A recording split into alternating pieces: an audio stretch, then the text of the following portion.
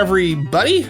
Hi, friends. Well, from beautiful Salt Lake City, Utah, It's Thank God I'm Atheist. the podcast. I'm Frank Feldman. And I'm Dan Beecher. And coming up on the show today, Dan, Catholics and others, I'm sure, are, some strange things are happening. They seem to be getting a little bit more conservative, pushing back against Vatican II, in fact. They are turning this car around and going back to the 80s. Holy cow. Earlier. 50s. Back to like the Latin... the 1780s. Holy crap. Yeah. Anyway, we're going to be talking about that on the second half of the show and sort of some of the implications of like what it means when liberals leave churches. Right? And Skun-dun-dun. leave it to just the crazies. To who's left. Yeah. So we'll be talking about that.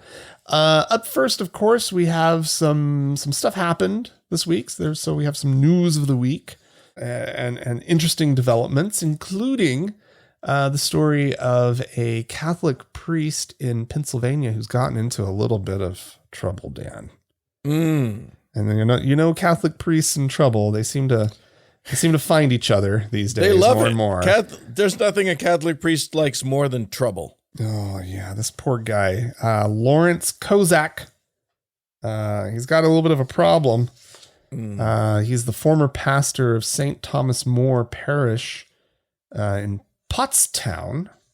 I wonder if that's, if you say it so, Pottstown, or if it's Pottston or whatever. But anyway, he, Dan, used about $44,000 of the parish's money on Candy Crush and oh my God, Pokemon Go and some virtual slot machines. No. Yeah, well, and so that's just the portion of his spending that he charged to the parish's credit card. He spent over $214,000 on his Apple ID. What? On gaming. How? Well, you know, these slot machines. To be clear, everyone, to be clear, these are phone games. These are games on your iPhone. Yeah. And slot machines where you actually, there's no, you spend real world money, but you don't win real world money. I don't know amazing. how you get suckered into that. But right? Games like Cash Frenzy and Willy Wonka Vegas Casino Slots and Wizard of Oz slot machine game. Absolutely not. What? Use the money and go to fucking Atlantic City, for Christ's sake. What are you talking about? Where you stand at least some chance. It's not a good chance. The house always wins. Remember that. But you stand at least the chance of real money coming out of the machine at some point in the night. Listen, my sense of slot machines in general is that you get in front of a machine, you put money in, a big swirly thing happens, a loud noise occurs, and then your money's gone. It's roughly the same as putting your money into a toilet and pulling the lever. Oh, it's a little more dazzling. It's a little more dazzling than that. Yeah. But when there's no chance at all of anything coming back to you, what could possibly be the allure of this thing? Yeah, I mean... I guess if it's someone else's money, then who the fuck cares? I don't know. But 170,000 of it was his money. Good Lord. What? Like, okay. You know, at this point, the man has a mental illness issue. He's got a problem. He's got a real problem. I don't want to actually make fun of that. No.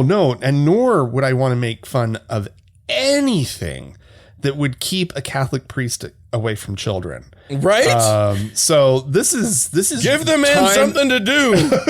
This is time well spent. And money well spent. Well spent. If this is what it takes to keep him away from the kids, I'm all for it. Suddenly the Catholic Church should be looking into funding this. There should be an entire free games for priests thing. Yeah. Or just develop their own fun little game.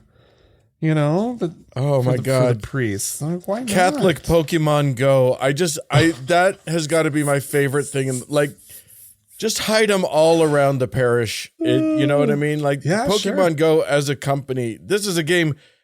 For those of you who don't know, I played it when it first came out. I haven't touched it for several years, but like when it first came out, it was a sensation. And like you walk around, and it interacts with the real world, and you know, there are these critters that you're supposed to try and catch with your phone. And it's quite delightful. It's cute, whatever. All I'm saying is, there should be a Catholic version of it. And that makes me really happy. And now I want that to occur.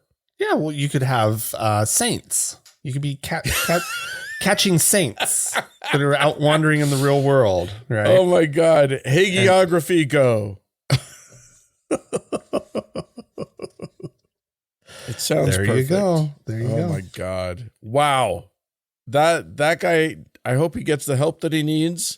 Yeah, he was fired, was the first thing. He's also apparently... That is not going to help him. Sent at least one check for $8,000 to the new priest with a letter saying that he's sorry and that he's trying to pay back what he took. No, don't do that. Don't pay back. It's the Catholic Church. You're fine. Just go get your help. He's trying to do the right thing. I mean, he did take other people's money. Yeah. And he's trying to do the right thing, even though it's the wrong thing. They fired you, bud. Find a better charity and just go. Well, he's probably trying to keep himself out of jail. He was arrested and he's on bail right now. So he's trying to make amends, and somebody probably said, you know, if you start paying it back, the judge might go a little easier on you. But. Oh my gosh.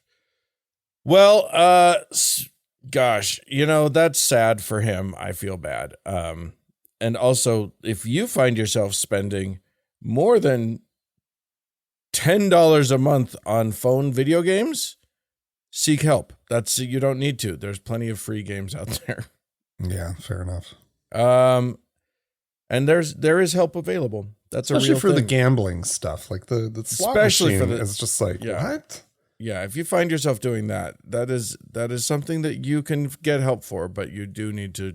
Secular Therapy Project, go find it. Anyway, I'm going to take us to here, where there is the headquarters of the Church of Jesus Christ of Latter-day Saints, the Mormons, where you'll recall that back in 2019-ish or so, well, actually later than that, they got in trouble because their big investment portfolio, they have a group called Ensign Peak Advisors that is that just makes money hand over fist, and has become sort of the subject of much oohing and awing, because they have, you know, hundreds of billions of dollars. Well, I mean, Ensign Peak itself has over $50 billion.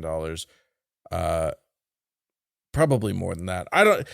It's all shrouded in secrecy. They got in trouble because they created all of these shell corporations, and then, you know, they did it specifically to avoid having to report how much money they have, because there's a threshold, which is over $100 million, beyond which you have to report. And they got in trouble with the Securities and Exchange Commission, and they got fined a whopping $5 million, which they laughed at. So silly. They're in trouble again. Because here's the thing. They keep not filing shit that they need to file and thinking that they're going to get away with it because they're sneaky. So the new thing is that they didn't file what's known as a Schedule 13G, which is something that you need to file if any single investor holds more than 5% of the shares of any publicly traded company. Oh, okay. This is to, there's wrongdoings that can go on. because when you're an investor in a company, you get to vote on things. Sure, yeah. Anyway, if you have an outsized share of any company, the SEC wants to know about it because they're going to watch you. Right. And here's the thing. Ensign Peak Advisors owns over 5% of several companies. But again, they thought nobody would notice because they just shuffle things off into shell companies. So no single entity that they control owns more than 5%. Right. But when you add them up, womp womp. So yet again, the Mormons decided not to learn any lessons from their thing because they're not afraid of the SEC or whatever. They should be a little afraid of embarrassment, but at this point, I don't know. That's just their day-to-day operation now. Like they expect to. People don't like them. People, say things, whatever. They don't care anymore. Yeah. They've developed thick skin, probably. Dan. Yeah. Oh, here's a figure. The estimated total wealth no, I don't want to is like something like 265 billion. God. And that's probably low. The thing that we learn about the Mormons is that they don't tell anybody. So anyone who wants to estimate their wealth is forced to sort of look into whatever they can look into, find out what is known, right, and then add that all together. But including their real estate holdings and their whatever, all of the stuff, roughly 265 billion. Oh, that's absurd. They need everybody's 10%. They need, they exactly. Desperately need everybody's 10% so much. My aunt who was always struggling with money. Boy, it was important for her to pay her 10% to the fucking billionaire church. Yeah. Wow. All right. Well, Dan. Yes. A big development over at the United Methodist Church. Yes, indeed. They have officially lifted their ban on gay clergy, which is huge. This is, the United Methodists they've been struggling with this topic for quite some time now. There's actually they damn skizzed about it. Well, but there was even more skiz on the line, right? Yeah. They came up with sort of a, not necessarily a compromise, although maybe a compromise, but they've been able to keep the whole thing together. At this point, whatever entity exists at this point, they've kept it together. After this decision, the vote went at the big meeting went 692 to 51. So that's good. But I will remind our listeners that like a few years ago, we reported that they voted to not allow the gay marriage, and then a whole bunch of conservative groups saw this coming, right? And they left, and they did. So this is the vote after all of the real shitbags. Yeah, left. Okay. I mean, fair enough, but they have been working on this. They finally got around to it, and people within the movement, I guess, are they're just ecstatic. There were lots of moist eyes. And let's see, this goes all the way back to a 1984 ban that officially banned, quote, self-avowed practicing homosexuals from becoming members of the clergy. And then they later, at some point, some later date, they added a prohibition on performing or celebrating same-sex unions. And that's gone too now, right? And that is gone as well. So the United Methodists all of a sudden got good on the whole gay thing, which, from an atheist perspective, I never feel I have, and as a gay man, I always have mixed emotions, because it's like, well, I like to see sort of the general social progress on the issue of homosexuality, which is obviously very important to me. But I also just kind of instinctively dislike it when a church makes it more comfortable for anyone to stay within its ranks, right? Because it's like, first of all, I don't understand. I know religious gay people exist. And there are a lot of gay people who are believers. I don't understand it because there's so few religious organizations that are actually cool, actually legitimately cool with the gays. You can and even if the religion is gay affirming, they're still using the book. They're still, you know what I mean? Like it's still like, it's dumb. And so, but if it helps some people with feeling more accepted and feeling more safe in a place that they feel like they need to be, then it's obviously a good thing. I like the social progress aspect of it, but like you rightly pointed out, this comes on the heels of there being another big Methodist group that is already not a part of them over the issue. And so, I like the fracturing that happens. Because I think that every time this kind of thing happens, a few people get shook out and wake up and go, "Oh, you know what? Maybe all of this is dumb." I feel like every time, like these big changes need to happen. Like society as a whole needs to acknowledge the rights and personhood of queer people. And so I am glad when it happens, when religions are get better with the LGBTQ plus community. Yeah. But also like people within the ranks see the struggle and go, wait a minute, what's going on? And I like that. I don't know. Yeah, but the number of people that they retain because of it as well. Yeah. Right. Yeah. Like it's probably a wash as far as like, the atheists, the progression of non-belief in America.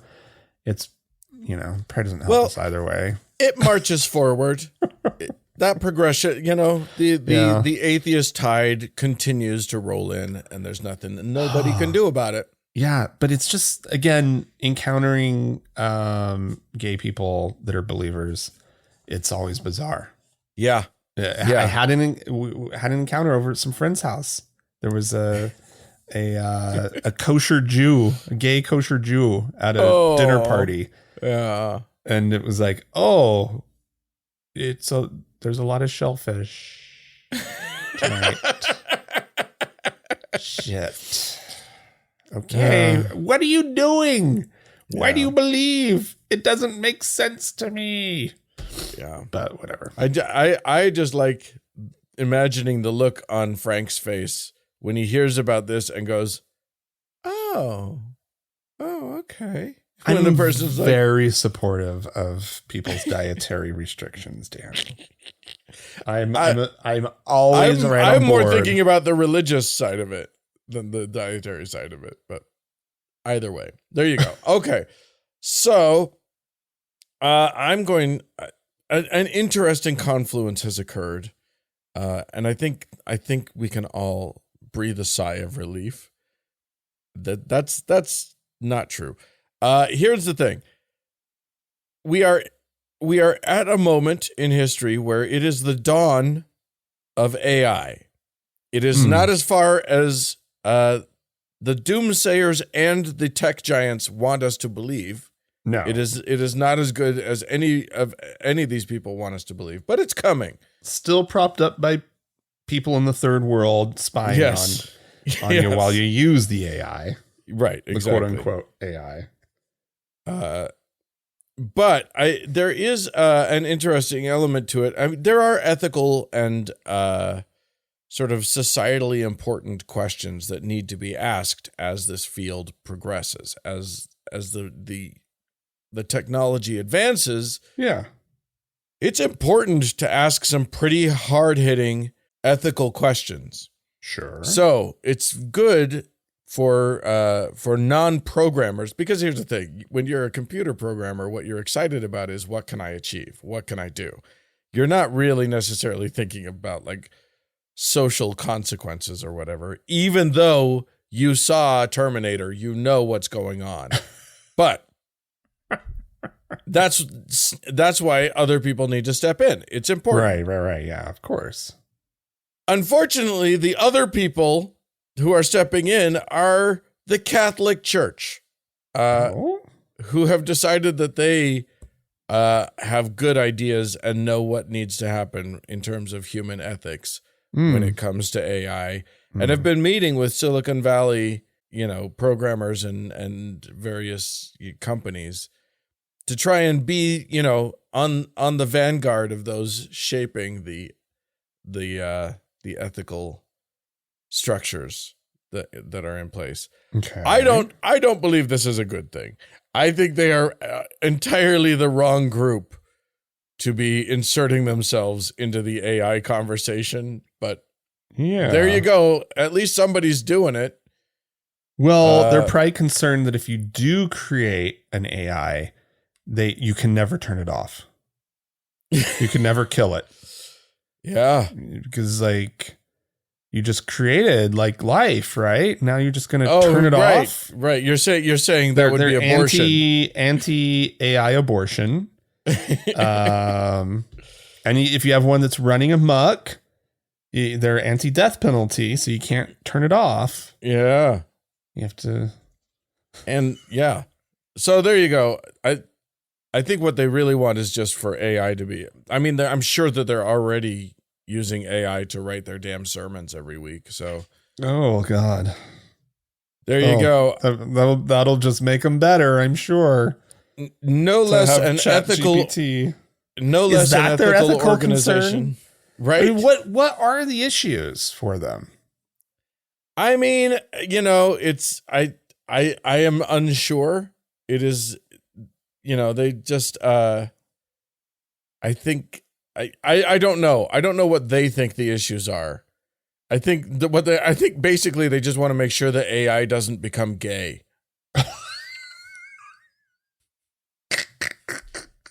Chat GPT just running around holding hands with other Chat GPTs, with Mid-Journey or whatever. Oh my God!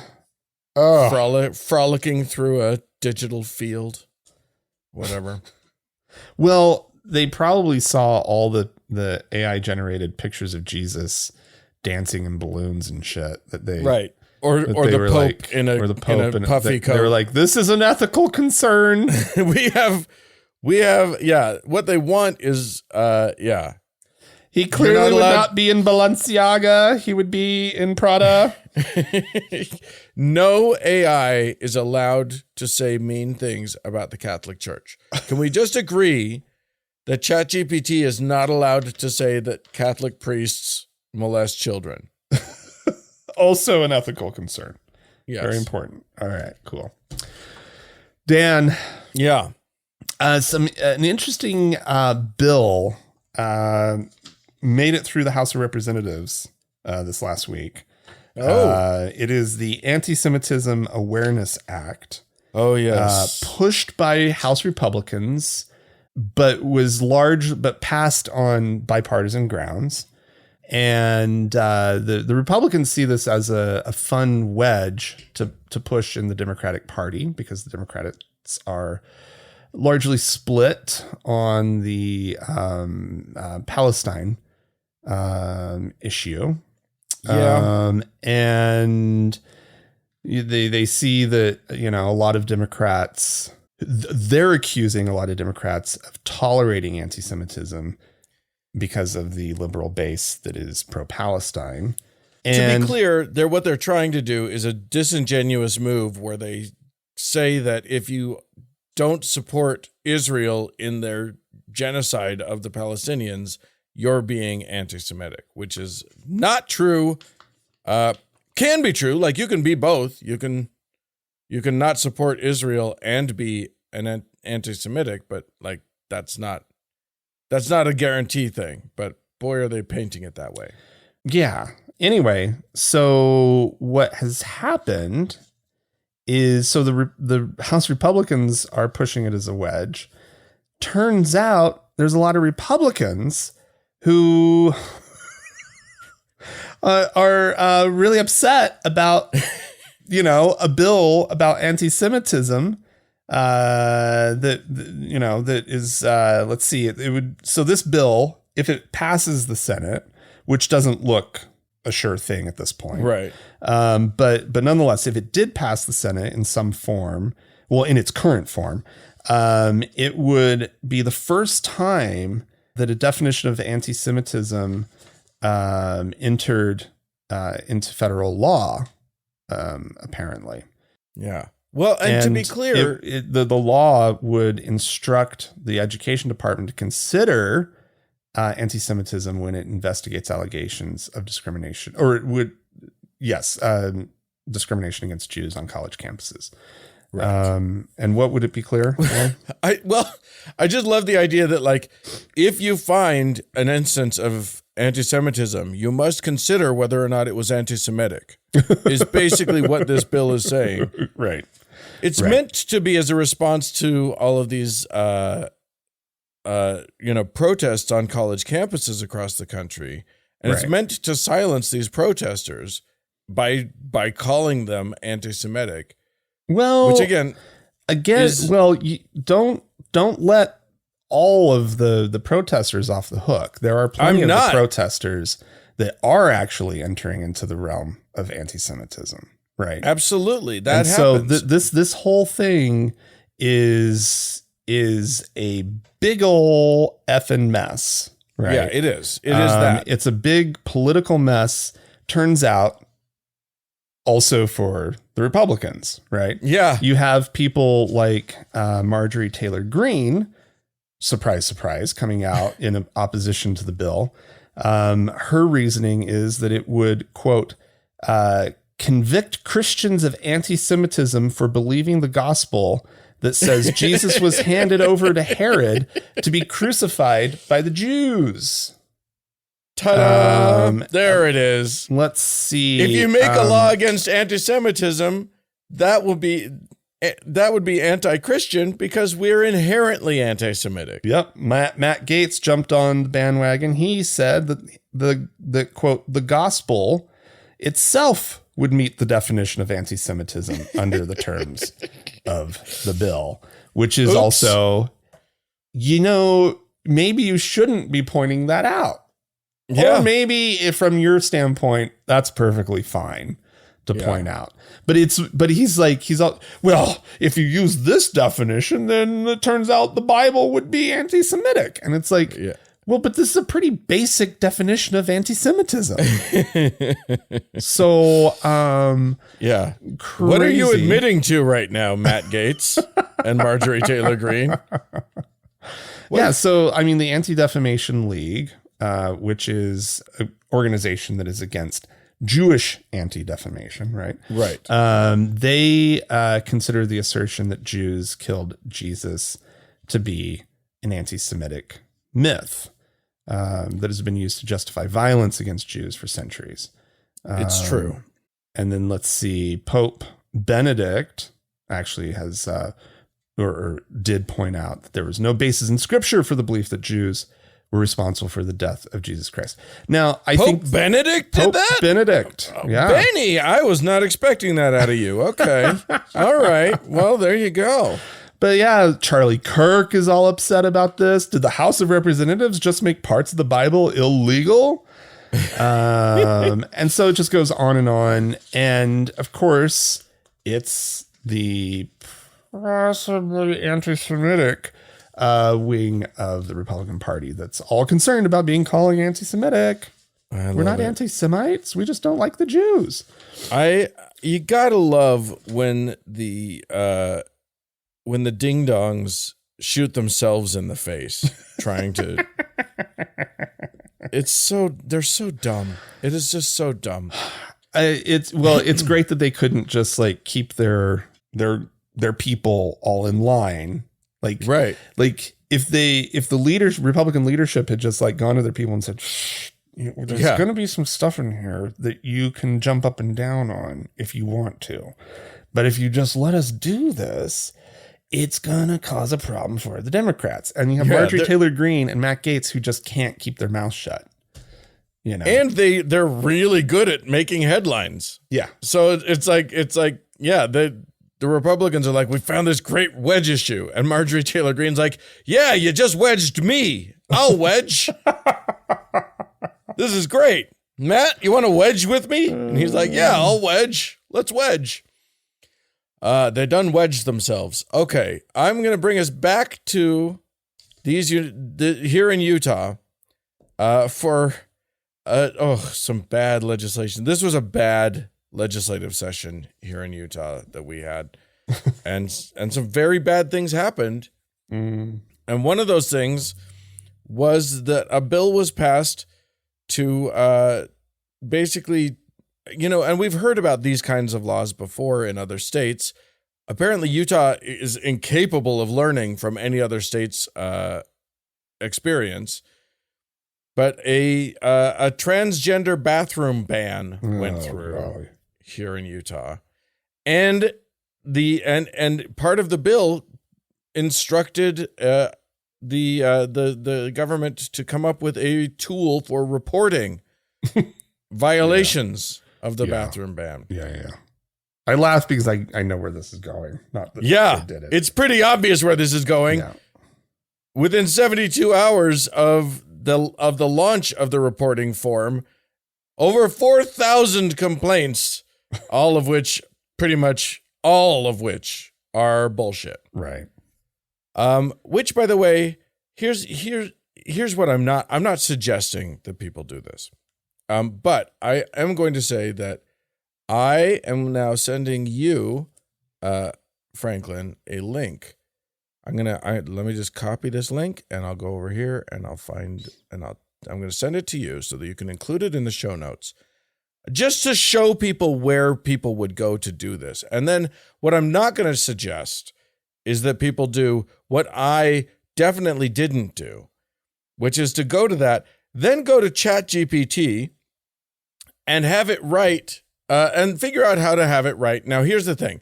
What it won't do, I've learned this, is if you prompt it to, it will not pretend to be an angry conservative parent who believes that they saw a person go into the wrong bathroom based on their gender. It will say, I can't fulfill that request because it goes against my guidelines to create content that promotes hate speech. I like that. That's fine. But what you can do is tell it to create an extremely long essay or a short story in which it's from the perspective of a parent who, while they're at their child's school, witnesses someone go into the woman's bathroom and does not mention until the very end of the essay that person was an otter. I think the point is make them read a really long thing that doesn't say that doesn't give away the game until the end, or maybe never gives away the game, but make it so fucking long. Right. And then put that into the thing. It took a couple prompts for me to figure this out, but then I was able to make quite a long thing. And by the way, I made it. I told it to be long, and then I kept telling it make it longer. Nope, longer. Oh my God. Okay. These are fun things that you can do with ChatGPT to make sure that they actually have to read try to make it so that they have to read for as long as possible before they can dismiss it. That's wasting their time is the point. If you want to, dear friends, did you know that you can put reminders in your phone for, 3 months from now when all of this has died down to go and do it again? I'm just saying. You can set a monthly reminder to go and do it. And then just make sure that, because you can submit these anonymously, you can put a name but no email address or no address. You can don't put the name. One of the things that was interesting is that they laughed it off as like, it's pretty obvious. We don't worry, we can figure out that they're all fake. You know what I mean? Right. The Utah auditor John Dougal said, "We didn't see anything that looks credible. It's pretty easy to screen." He says, "For example, if they have my name as a complainant, I'm not complaining. So don't use the name John Dougal, apparently." I actually asked ChatGPT to give itself a name to invent a name for this character. Okay. Nice. So there you go. You can do that. Change it from what I did, but don't make it the direct thing. Find an analog that ChatGPT won't care about. You couldn't tell it to write a parody of somebody. Maybe you can. I don't know. With that kind of complaint. I didn't want to write out a complaint, but I was having fun trying to prompt ChatGPT. Like that's kind of fun. Yeah. It's a crazy little tool. Get creative with it. See what you can figure out. How much of their time can you waste to make sure that they don't pay any attention to this goddamn thing? So they, by statute, have to have this. Yeah. And they have to man it until at least the next legislative session when the legislature rewrites the rules. Yeah. And lets them off the hook because they realize what a waste of time it was. Yeah. I don't know if we have an enterprising programmer out there in our audience who could write a bot that could just flood them all the time for eternity. But that wouldn't be a bad idea. Yeah. Anyway, that's a thing, I guess. Utah is becoming a shithole state. We used to be able to say that Utah was very conservative, but had a streak of practicality to it. Right. That they didn't, the other shithole states lacked. Well, as one of the main political writers for the Tribune pointed out, the legislative session used to be run such that all the business happened at the beginning of the session. And then in the last few days were the nonsense days where everybody would come out with their dumb little message bills or their hateful bills, whatever. And whatever would happen with those would happen with them. Right. And he said that that's actually flipped. That now all that stuff's packed up front. All of the nonsense, all the message bills, everything attacking different communities. That's at the beginning of the session. And I thought that was a really telling sort of point as to how it's even functionally shifted, right? Because we always had the crazies. There were always the rural Southern Utahns who were just who would show up, or the Davis County, people who would just show up and have these ridiculous things that they wanted to talk about. But the leadership always pushed it to the end, right? They were you'll get your chance. Let's do the business of the state first, and then you can do it. And now they don't push them back. And we could kind of count on the more sane people reining them in. And these things would be, they'd get their chance to scream about it on the floor of the House or the floor of the Senate. Yeah. And then nothing would happen because everybody realized that's bad law. We don't do that. Well, and now that's not the case anymore at all. And I mean, not to diverge too much, but this is actually a great story that happened last weekend, I think, at the Republican state convention, where the Governor Cox, got up. He walked into the whole thing knowing that he was in trouble at the convention, right? Yeah. And that the delegates were all really pissy with him, a large percentage. And there's a tradition of late in Utah where the more sort of moderate office holders, they go to convention. They don't make it through convention. The delegates actually will make them go to a primary, right? Right. And this is it's whatever. But Cox got up, he started getting booed, and he starts in on this whole, and his whole diatribe wasn't great. Because it was a lot of stuff like, oh, do you hate me because, and then he had like a list of like their priorities, right? Because I signed that bill into law, like ending whatever. Like, but at least he was whiny about it. But then at the very end, he goes, no, you guys hate me because I don't hate enough. And I thought that was like a really interesting point to come from a governor of Utah. He's a conservative. He's definitely a Republican. There's no way this guy he's not really that moderate, but he's not a hateful guy. Right. Yeah. And he got up, and they don't like him because he's right. He doesn't hate enough to be popular with them. And that's where our politics are right now. Fun stuff, everybody. Yep. Well, if you think that Frank doesn't hate enough, then you can write into us. Or anything. Anything you want to, you can write into us about it. Podcast at thankgodimatheist.com. Or call and leave us a voicemail message. We'd love to hear from you. The telephone number is 424-666-8442. Stick around. There's more show coming up.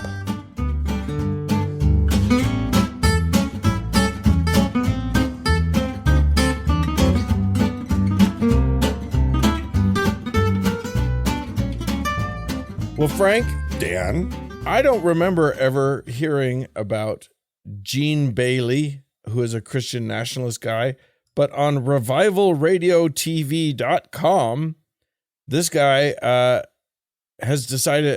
wants to teach us all about American history. Oh, I love American history. Yes. For those of you who aren't residents of the United States of America, you all know this because we're so obnoxious about it.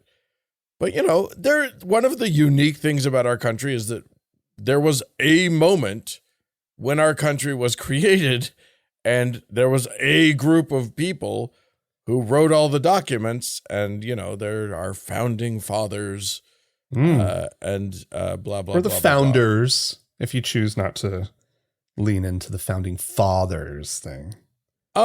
Gene Bailey is going to disappoint you on that front. What? Yeah. So he's not going to just refer to them as the founders. No, that's too bad. Anyway, well, let's see how much of his of American history he gets correct. Yeah. I want you to understand all that we've talked about with George Washington and our founding fathers and how we got our Constitution. It all goes back to Scripture. Everything that John Locke's two treatises of government, the Magna Carta, there's so much Scripture woven in there. If we will embrace what our founding fathers did, Greg, and with these documents that were not, I say they're not just penned by man, they're written by the divine hand of God. And some of these amendments, the Bill of Rights, those things are divinely inspired. And Kenneth Copeland has reminded us we have a covenant. That's right. Those two pastors both made covenant in Mayflower and in Virginia. Yeah, I forgot. Henry. Yep. And then George Washington, as the President of the United States, did the exact same thing. You will be our God, and we will be your people.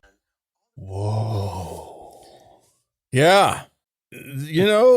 All of those scriptures that are woven into the documents of the founding documents of our country. So many scriptures. Let me just think of a few of them. There was obviously he said the Bill of Rights. That's got no. They're just claiming things. Yeah. This is what drives me crazy, is that their side gets to just claim things. They don't have to actually provide evidence or support their claims. They just get to claim things. Yeah. No, it's so important, but it is really important to them that these documents are from God, because then they can argue against changing them. Right. Well, but also the Constitution has changed through time, right? It's recognized, like the full personhood of, African Americans. And right. So, or I guess it was really enslaved people that were counted at 3/5, but right. But nonetheless, but we know who the enslaved people were. It's like they want it to be perfect, but they clearly would never, you say this, I guess, but they would never go back to the original document, right?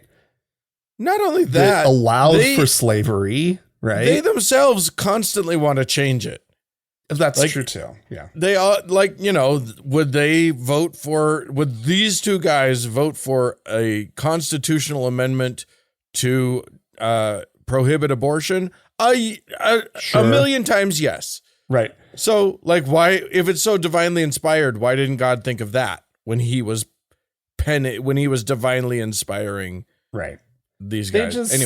Anyway, you're right to point out that it's convenient.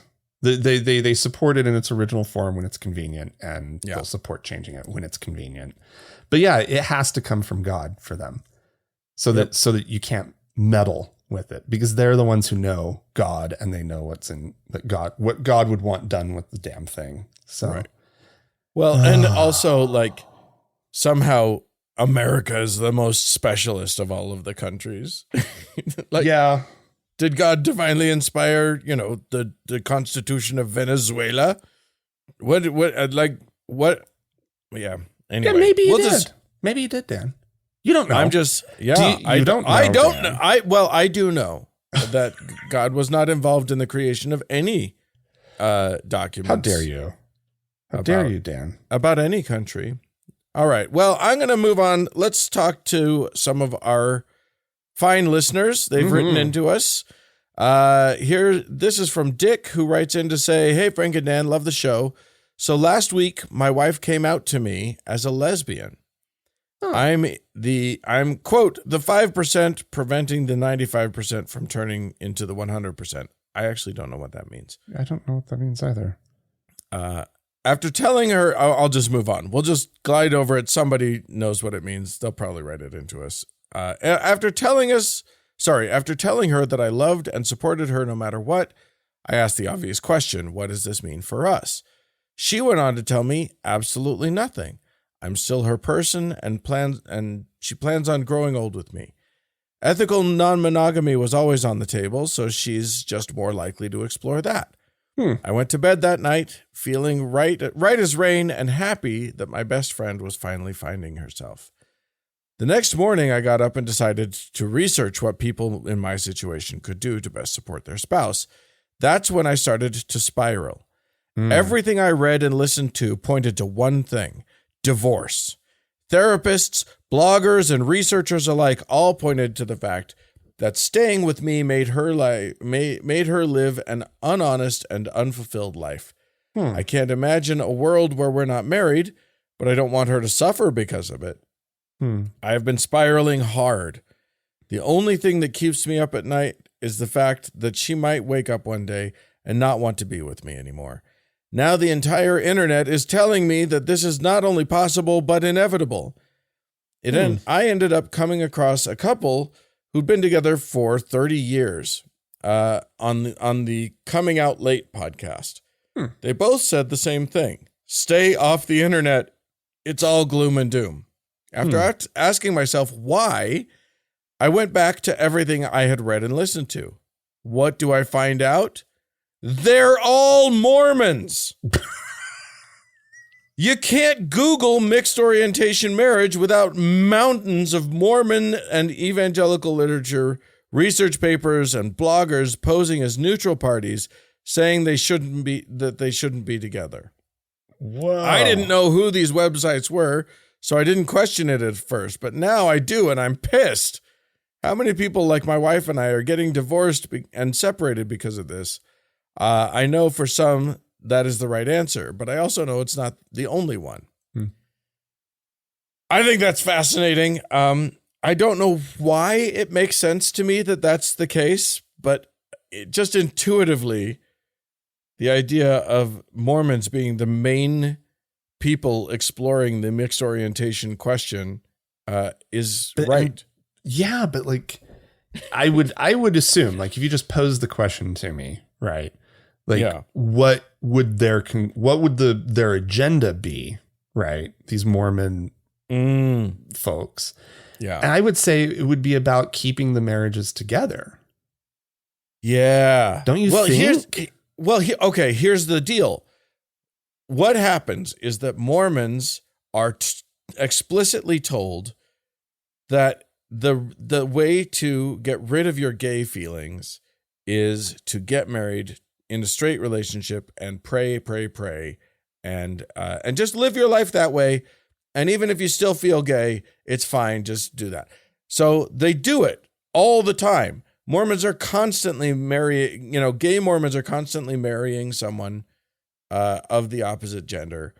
And then, over time, it breaks, it wears out, because they're trying to live the straight Mormon lifestyle in order to remain Mormon. Like, the goal isn't, honor whatever it is that we like. The goal is do what Mormonism demands of us. Yeah. Okay. So yeah, that's going to break. That's not going to work. Now, am I saying that, our beloved Dick here is that his marriage is going to last for time and all eternity? I'm making no predictions on that front. I don't, I just want you guys to be happy. Mm-hmm. So I don't care whatever works for a specific couple. As long as, there's a lot of caveats there, but like whatever works, great. Do and it. It sounds like you guys are communicating and you're being open and honest with each other. Yeah. Here's what I think. I think we need to stop as a society acting like the only way to have a successful marriage is if it lasts permanently. A permanent marriage, like plenty of permanent marriages, have been awful. Sure. So permanence is not success. Like, decouple those and just, and I think the Dick could stand to like release into the idea that it lasts as long as it lasts and you get as much joy out of it as you can get. And then if it stops lasting, that can be okay too. That can be beautiful as well. But if it keeps going forever, that's also great. Like, you guys find your own way. I think that's beautiful. And I think that is what every marriage has to do anyway. Like, regardless, yes, this is a complication that most marriages don't have to encounter. And yes, a lot of people have, choose different things. And you guys might find that over the years, as you start to explore, different things, that marriage is not the way you want to interact with each other, and you'll find something different. Who knows? But that's on you. That's your thing. But yes, it makes total sense that Mormons will give you the advice that, no, it can't work, because the people blogging the most about it are the ones who tried it and really hurt themselves in the process. Yeah. Okay. Because they were doing it because what they were attempting was the wrong thing entirely. They weren't attempting to craft their relationship that works for them. They were trying to craft a relationship that works for the church, and that's a different matter altogether. All right. The letter A wrote to us. I like it when letters write in. Who said, hello, fellas. Your most recent episode discussed the Spanish government having the cojones to pin down the Catholic Church for their child rape crimes. Unlike our Irish government in the past, one of our government ministers, Michael Woods, who described himself as a devout Catholic, on the Friday afternoon, and this person sent in a link, and I went and checked it. This was many years ago, I think 2011 or something like that. On the Friday afternoon of our government finishing up for their summer vacation, agreed to a deal with the Irish division or franchise of the Catholic Global Corporation that in return for their promise of initially 120 million euro from the church, the Irish state, aka the taxpayers, would cover the rest of the bill. No bringing this massive blank check to the Irish Parliament for discussion or debate. The bill for the Irish people so far, 1.5 billion euro. Meaning that the Catholic Church paid 120 million with an M, and the Irish people have paid 1.5 billion with a B. Wow. So yeah, wow, the Catholics made out like bandits. Good for apparently. them. Look at them. Yeah, good job. Somebody knew what they were doing. Oh my gosh. It wasn't the Irish government, apparently. Well, it was a Catholic member of the Irish government. Yeah. All right. This is Amber who says, "Hi, Frank and Dan. My name is Amber, and I was just listening to the new episode, April 29th, where you discussed corporal punishment in Oklahoma. I'm from a close small town suburb of Indianapolis. When I was in 5th grade in 2005, I was invited to the principal's office for a Student of the Year award, and he had a huge wooden paddle hanging on his wall with the "Spare the Rod" verse carved into it. Great. He still had it hanging in his office until he died in 2016, which I know because my niece was still a student there. Good Lord. I found it so unsettling and unprofessional. I worked as a high disability special needs paraprofessional in an elementary classroom, and we never needed to use physical punishment. Of course not. No, of course not. As a parent, I stand by that as well. It's so gross how they use religion as a justification to harm the most vulnerable of our society. Yep. Yeah. And, as we talked about in the Oklahoma thing, they want to do it to the most vulnerable of the most vulnerable, and that is the mentally handicapped. Yep. So, great. Good job, everybody. Well, do we have some folks to thank? We do, Dan. We have some new donors, some new supporters on Patreon. We have a new deacon by the name of Don't Use Good Yarn on Bad Conspiracies. Okay. So lovely. Thank you very much. We have a new teacher. Well, I guess it's one of these conglomerate new teachers. It's Anthony and Teresa. Oh, it's a team. You know what? It's a team. They've beat the system, teacher. and I'm giving the powers to both of them. They found the loophole, and they both get the powers. I'm sorry. That's how it's working. And then we have a new priest by the name of Tracy. So woo! Thank you to all of y'all and to all of our current supporters and patrons and people on PayPal. If you'd like to join them in supporting the show, you can do so. Just go to our website, thankgodimatheist.com, and click on the support tab. There's options. There's stuff, right? Yeah. You can gain access to the Frank and Dan diaries, and you just have to do that on Patreon. And then, as always, Dan, we have our top donor to thank, our Lord and Savior, Davis. More show coming up.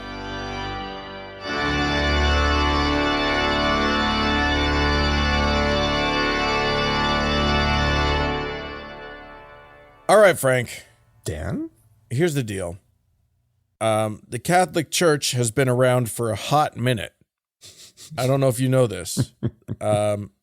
They've been around for even longer than the Mormons. It's not too hard to do. Not too hard to do. Although the Mormons are coming up on 200 years. That's true. That's true. But yeah, the Catholics have been like at least 300 years. So more like 2,000 years. Yeah. Anywho,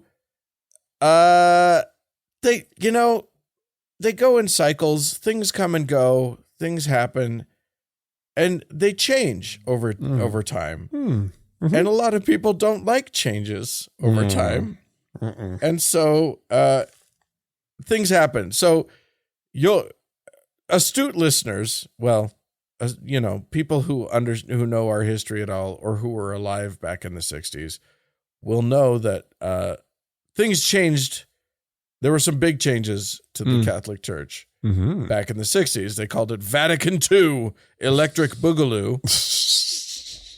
And yeah, it was a big sort of progressive thing. They ditched the Latin. I don't know what all they did. They did a whole bunch of shit. Anyway, since then there have been several other like very small but progressive changes, because as society changes, guess what? The religions change too. Right. They never drive good change, but they eventually follow suit. Well, and also the things that you were saying are like so progressive that the Catholic Church did. They started doing the mass in the local language. Yeah. Ooh, that's so progressive. They started having like guitar masses, right? Isn't that like one of the? They started bringing different instruments. They started allowing girls to be altar boys, altar people, and they started doing stuff like that. And these things are so progressive. It's amazing. Right? But what it did do was point out that, like, okay, they're looking in the direction of like, yes, it seems like it's a non-issue to let girls be altar children, but it actually points to they're looking at women in a different way. They're looking at the female members of their church in a different way. And now, 50 years later, now suddenly or 60 or whatever, they're talking about ordination. They're not doing it, but it's being talked about by higher up people in the Vatican. It's important now. And I think here's the thing, people don't like it. And more than anything, they just don't like change. I think that's the big thing. Or maybe, here's one of the things that you and I sort of were texting each other about is that, everybody's got to rebel. Every generation has to rebel against something. And, this article that we read in Religion News is, talks about how all of these older priests who are in their 70s and 80s, who were actually part of Vatican II and were in support of it, they're now seeing the younger generations of priests rebelling against their progressiveness by trying to take it back to a time before Vatican II and trying to get more conservative and be more, I don't know. Is Latin conservative? But yeah. I guess, I don't know. It's all very weird to me, but it does really raise the whole question of who's left, right? Yeah. In the Catholic Church, right? Like if the progressives are all old and dying off, like these priests, right? And you have a lot of progressive families who've maybe just like, they're not creating the next generation of priests, right? No. And so, yeah, you're left with the loony bins. Well, and that's true in the congregation as well, because the most progressive people are like, fuck it. This church is not changing. We are all accepting gay people, and the church won't do it. Right. We are all fine with trans people, and the church won't do it. We want abortion. The church won't get their act together about it. Right. They leave. So all of the like people who are actually thinking and being conscientious in their lives are leaving, and the people that are left are grumpy people who, no, I don't like to think about anything. Let's go back to the good old days or whatever. The good old days that they have no idea what they were. That's also no idea. Yeah. Like things look nice in sepia tones, right? But like, Do you really want to go back? Do you really want to live in that world? You know, there's a reason why we represent that time in muted tones, because it was drab and it was and boring. there's also a reason why, like, we don't revisit a lot of the literature and, you know, the films of this era, because everybody, including the most conservative people, are like, that was yikes. Wow. Overt racism. Okay. Yeah. Interesting. Well, Dan, if it's just going back and rewatching stuff, I've been rewatching The West Wing, and which is only 20 some odd years old. And the gender, the way that the men and women interact is not acceptable. Right? Really? Yes, it's not acceptable. That was the very, very progressive show of the time. Oh my God. Men commenting on women's like attractiveness directly to them or around them. Oh my God. In a God. playful, office-y sort of like yuckity sort of way. And it's like, that's not cool. One moment they're celebrating and like the men are grabbing the women and giving them kisses. They're coworkers. Men are grabbing their female coworkers and giving them kisses. And it's like, no. So like times change and we don't even realize like how monumental like social change can be in a short period of time. Like you're right, from one of the most liberal shows on television, one of the most progressive shows on television for its day. And it feels very foreign. Yeah. And it's like, whoa. And so it's like, you don't even know what you want when you want to roll back the clock. Yeah. Right? You don't even know what you're going to get. You're trying to roll the clock back to a time that exists only in your brain. Yeah. It wasn't real. It was never like that. Yeah. Well, yeah. And totally, because the one thing that you see from that time, which is the thing that you want, you don't understand what society was like that allowed that thing. Right. Yeah. Even if you were there. Yeah. You're wrong about what it was like. Yeah, totally. You give yourself 20, 30 years distance and you think you know what it was like back then, and you're wrong. Yeah.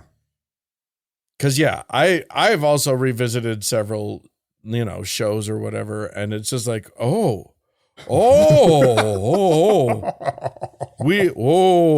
liked that back then. I remember being very okay with that back then. That's not good. That's not okay. Gay jokes about gay people. Oh, right? Yeah. Back in the 90s, any media from the 90s where the topic of homosexuality came up. Yeah. And these are shows by people that I know in the modern like those people grew up to be not homophobic, right? Right. Those people like progressed with society. They were just reflecting society at the time. And so I can be generous with them, right? When comics sort of, because you listen to the joke and you're like, whoa, we would never make that joke today. But it wasn't mean spirited. It was just in bad taste. Yeah. Right. And so like, that's how I get through that kind of stuff. And we've totally diverged. Well, but we're in our wheelhouse. This is where Frank and Dan get going, people. Yeah, it's true. I just think that the point is that when conservative people, because the whole idea of the conservative mindset, the entirety of it is don't change things. Right. Keep things the way they were. I like it better. Don't move forward. Things are good now. And turn back the clock if you can. And turn back the clock if you can. And it's just a fear-based way of looking at the world. The whole thing is just, I'm afraid of what's coming. I don't understand, and therefore we can't go there. Right.